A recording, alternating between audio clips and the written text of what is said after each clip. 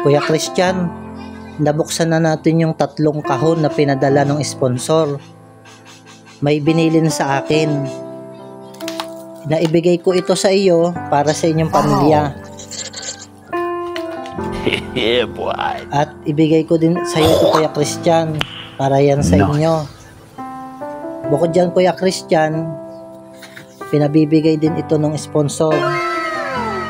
Yan. Yan ay para sa inyo, ha.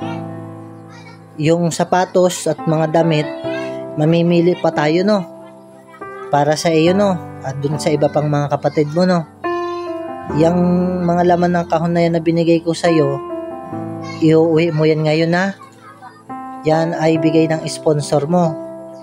Yung sponsor mo ang nagpadala ng 3 kahon na yan, at yan ang ipinabibigay para sa inyo. Maliwanag. Yun ang sponsor mo sa inyong pag-aaral.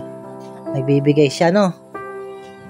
Anong gusto mong sabihin sa nagbigay niyan sa'yo? Maraming salamat po. Hindi ko po kayo makakalimutan. Aba, sigurado hindi mo siya makakalimutan. Sigurado? Mag-promise ka. Baka naman makalimutan mo kapag ikaw ay nakatulog na. Ha? Ano ba dyan ang iniinom mo sa dalawa? Coffee mate o kape? Coffee mate. Huwag ka masyado sa kape, ha? Meron ka pa bang gustong sabihin? Pwede ko naman, nakakabay ko ng sponsor ko yung nagpaganapan. Oo, mabait talaga si Ma'am Sanchez, no? At sinusuportahan ka niya sa pag-aaral. Mag-aaral ka ng mabuti, ha? O sige, Kuya Christian, iuwi mo na yan, ha? Ilagay natin yan sa plastic, ha? Bye-bye! Kuya Christian, may binilin sa akin yung sponsor. Yung nagpadala ng 3 kahon. Ito ay ipinabibigay niya para sa inyo. Ito ay palaman, Kuya Christian, ha? Uwi mo yan, ha? Bukod pa dyan, Kuya Christian, ito rin ang binilin sa akin na ibigay ko to sa'yo. Palaman din yan, ha? Hindi yan pang ulam. Baka ulamin mo, ha? Inuulam mo ba yan?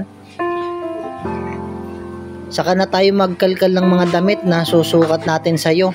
O sige, Kuya Christian, ikay umuwi na, ihatid mo na yan sa inyo. Sabihin mo kay mama at kay papa mo, ha? Yan ay binigay ng sponsor mo, ha? Ayos ba?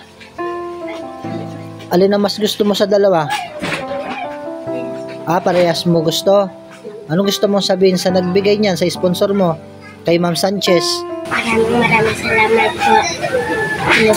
Tuloy-tuloy po ang pagkangato ng Panginoon. Ay sige.